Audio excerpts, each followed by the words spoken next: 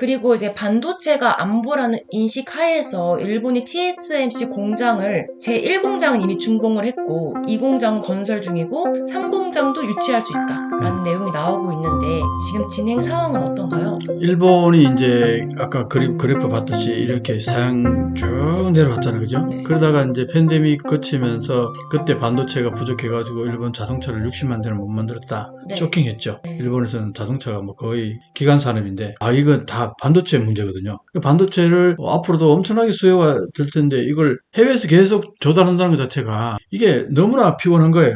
경쟁을 해야 되고, 그래서 결국은 이제 일본 반도체 부흥 3단계 계획을 세웁니다. 그게 스텝 1, 스텝 2, 스텝 3 이렇게 이제 나와 있는데, 스텝 1은 뭐냐, 국내에 반도체 공장을 강화한다 이거예요. 그 일본에 지금 국내 반도체 공장이 다른 조그만 있지만 큰 소위 말하는 시스템 반도체라든가 D램 반도체라든가 게 없단 말이에요. 그래서 TSMC를 유치하게 된 거예요. 대만에. 그리고 메모리 공장을 강화하고 파워 반도체 공장의 재편 이런 것들이 있는데 이 다양한 움직임 속에서도 TSMC 유치가 굉장히 중요한데 TSMC를 왜 유치했느냐 하면은 여기 이걸 반도체 테크놀로지 트랜지스터의 구조를 이렇게 보면요. 지금 현재 일본이 만드는 건 여기 40나노잖아요. 40나노. 40나노밖에 못 만들어요. 그런데 TSMC를 유치하게 되면 요 공장을 만들자 이거예요.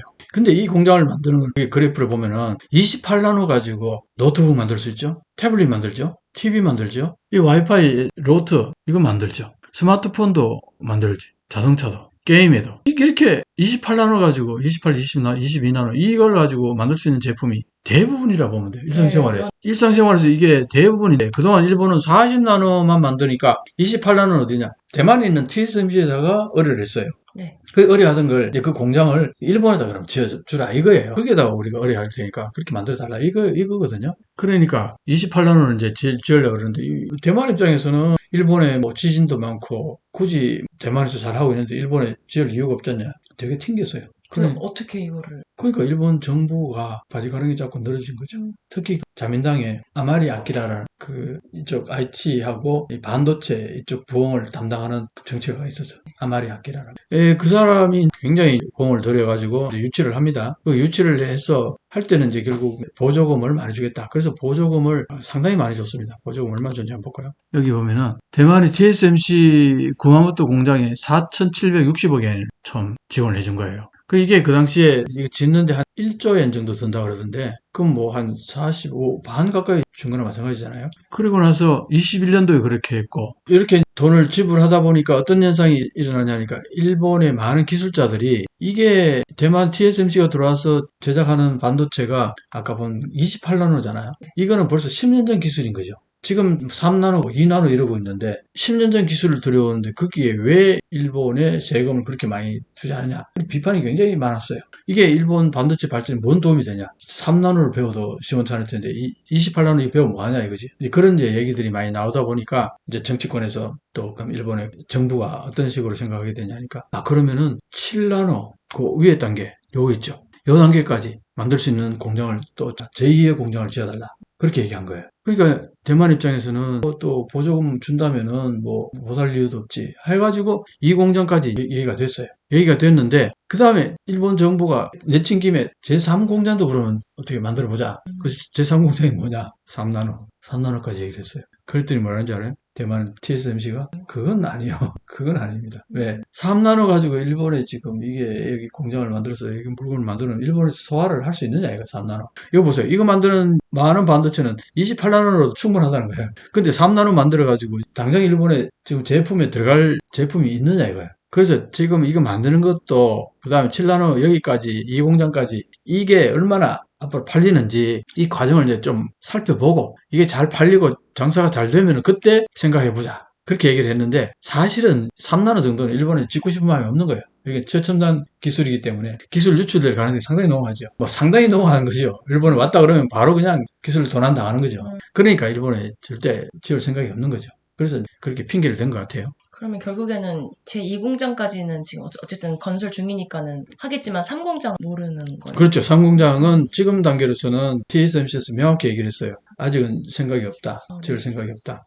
그래서 이제 TSMC는 그렇게 해서 이제 지어지는 거죠. 그 다음에 여기서 보면은 이제 스텝 2, 두 번째 단계에서는 뭐냐니까 이게 차세대 기술의 확립인 거예요. 그 남의 공장 일본 땅에 짓는 거 그것만 가지고 성이 찰 리가 없잖아요. 네. 결국 뭐냐니까 차세대 기술을 확립하겠다. 그래서 이제 TSMC가 예를 들어서 뭐 28나노도 기술을 배우면 되는 거예요. 일본에는 40나노 만드는 기술밖에 없으니까 그것도 도움이 되겠죠, 당연히. 그 다음에 이제 이 공장에서 이제 어떻게 뭐 7나노까지도 되고 차세대 기술의 확립이 되려면은 일본에다가 파운드리를 만들어야겠다. 이거 그게 라피더스예요. 라피더스 설립을 이제 이때 결정을 했는데 그 라피더스에 대해서 한번 볼까요? 이게 이제 첨단 반도체의 연구 개발, 그 일본이 스텝 2에 해당되는 거죠, 이게. 그때 2021년도에 700억 엔을 보조를 해줬어요, 일본 정부가. 요게 2022년도에 가서는 거의 3,000억 엔 정도의 규모로 다시 또 보조가 들어갑니다.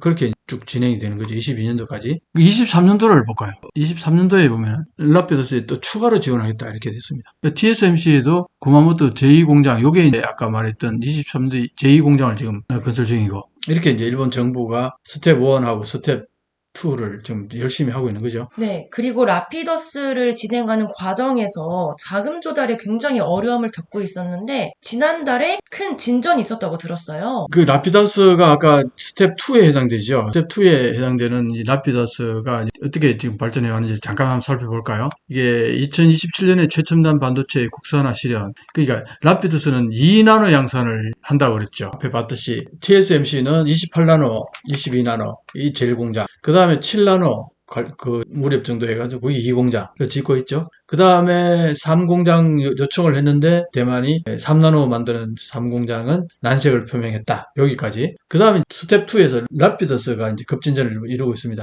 여기에 일본 정부가 엄청나게 에너지를 쏟고 있어요. 왜냐? 앞으로 미래 세계는 대부분의 제품들에서 반도체가 다 들어간단 말이에요. 첨단 기술이고 첨단 제품일수록 반도체는 반드시 들어간다. 그러니까 일본에서 또 지금까지는 해외에서 만든 걸 수입해서 사와서 썼지만 앞으로는 일본도 만들어야 된다. 그래야지 시대에 뒤처지지 않는다. 그래서 라피더스의 어떤 그 뭐랄까 희망이랄까 여기에 대한 그런 기대가 굉장히 커요. 그래서 이걸 살펴보면은 2022년 8월달에 설립됐죠. 경제산업성으로부터 700억 엔의 지원이 결정됐죠. 11월달에 IBM과 전략적으로 파트너십을 결성했어요. 그러니까 이 라피더스가 2나노 양산하겠다 했을 때는 이 IBM에서 기술을 지원하겠다는 얘기가 있어가지고 이게 출발이 된 거거든요. 그러니까 IBM은 2나노 만드는 기술이 이제 개발이 됐는데 일본에게 타진했더니 일본이 라피더스를 지어가지고 생산하겠다. 이렇게 해서 출발이 된 겁니다. 그래서 이제 IBM 연구 개발 거점으로 기술자를 파견했어요.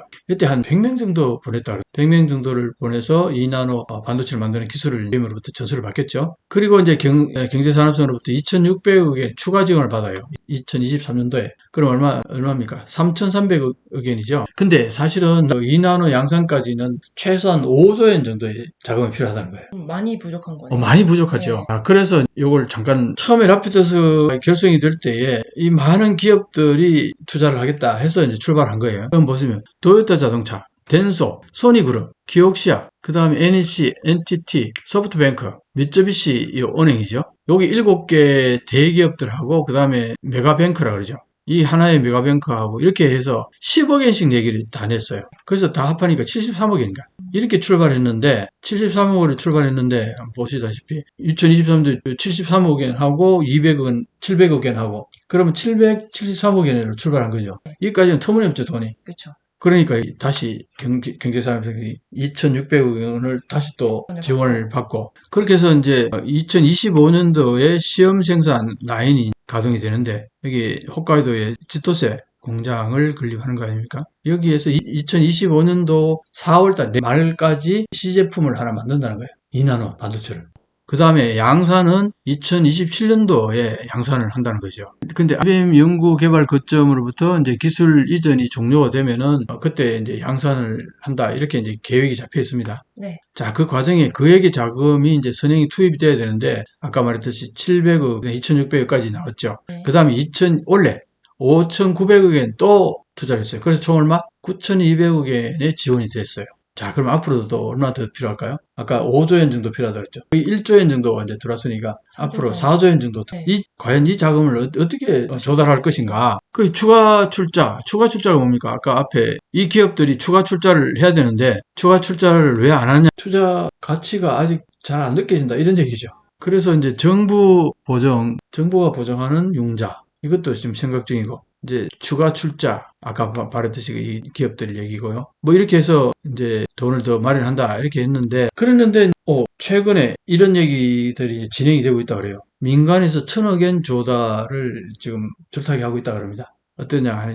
지금 라피더스 출자의 조달 상황을 한번 보면은 기존의 주주 아까 8사 있죠. 기존의 출자 여기에서 출자하는 거하고 자 그래서 민간 기업 앞에 보면 1에서 3까지 600억 엔에서 1,400억 엔을 조달할 예정이라 그랬는데 한번 볼까요? 1, 2, 3입니다. 1 회사가 어디냐니까 기존의 주주들 아까 말했듯이 소니그룹, NTT, 소프트뱅크, 토요타자동차, 덴소, NEC, 기옥시아 여기에 지금까지 10억 엔씩만 냈죠. 그게 이제 토요타하고 덴소가 더 투자하는데 상당히 소극적이라는 겁니다. 그래서 보면 소니그룹이 100억 엔에서 200억 엔 지금 내라 하고 이제 얘기가 되고 있다 이 얘기입니다. NTT가 200억, 소프트뱅크 200억, 그 다음에 토요타 자동차가 소액 내거나 100억 엔, 덴소도 소액 내지는 100억 엔, 소극적이라는 거죠. NEC도 소액 출자 얘기 나오는 거. 기옥시아는 검토 중이라 이렇게 나옵니다. 그 다음에 금융기관에서는 뭐냐면은 일본 정책투자은행이 50억에서 100억 엔 정도 생각을 하고 있고, 그 다음에 미쯔비시 UFJ 은행 50억 엔, 미쯔이 스미토모 은행이 50억 엔, 미주호 은행이 50억 엔. 이게 다 메가방크 아닙니까? 일본의 세계 대형 은행이죠. 그 대형 은행에서 50억 엔씩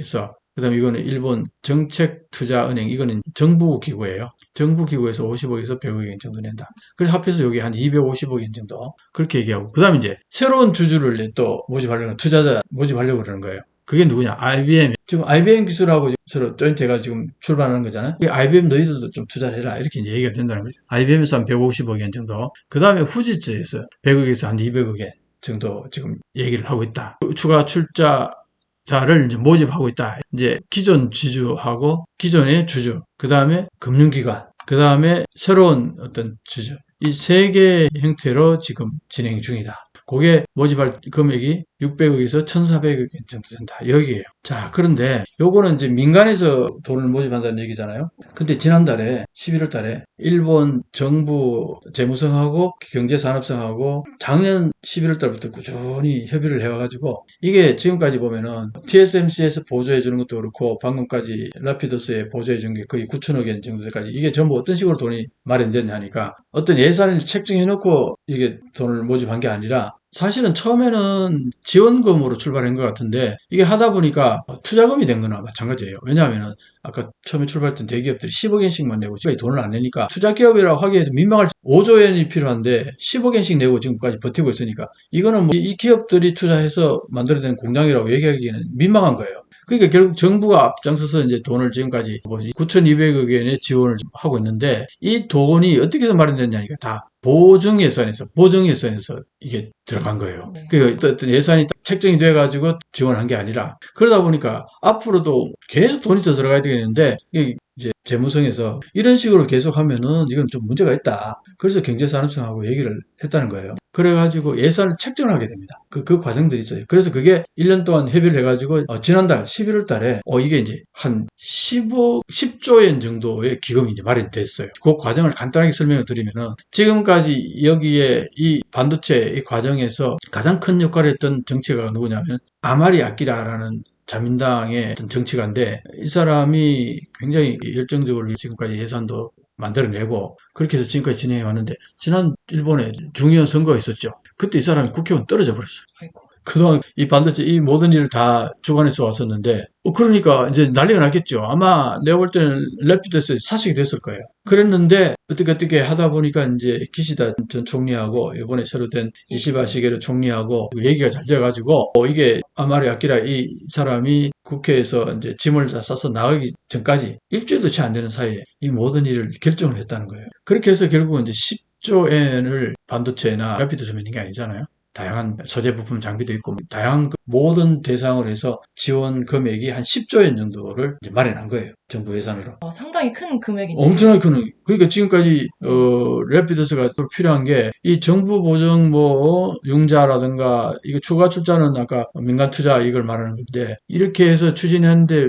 필요한 돈이 앞으로 한 4조 원 정도 더 필요한 거죠? 여기 한 1조 원 정도 지금 마련됐다 그러니까. 그러니까 4조 원 정도 더 필요하다 보면은 지금 일본 정부가 10조 원 정도 책정해 놨으니까 최악의 경우 민간에서 투자가 안 들어올 경우 최악의 경우에는 일본 정부가 다 출자를 할 수 있다 이런 얘기인 거죠. 그러니까 그건 마지막 보는 거고 어쨌든 공장이 자금이 없어서 굴러가지 않을 그런 상황은 없을 것 같다. 그런 의미에서는 상당히 아마 래피더스 입장에서는 엄청나게 마음이 든든할 거예요. 그전까지만 해도 맨날 보정 예산으로 이걸 땜방질로 예산을 끌어오는 입장이다 보니까 초기에는 뭐라는지 알아요? 경산성에서 이번에 이 예산으로 더 이상 여기서 끝내자 이런 얘기를 했다는 거예요. 그때 아마리 아키라 의원이 뭐라 그러냐, 여기서 끝내면 지금까지 전부 물거품이 된다. 그리고 지금 반도체가 이거는 국가 안보와 직결되는 문제다. 그렇게 해서 강하게 어필해가지고 결국 이제 여기까지 끌어낸 거예요. 대단하네요. 대단한 거죠. 네. 그래서 지금 국회의원이 떨어져서 여기 직접적으로 담당을 못하니까 명예회장 자리를 받았더라고요. 그래서 어쨌든 계속 관여는 이제 하는 걸로 이렇게 진행이 되고 있는 것 같습니다.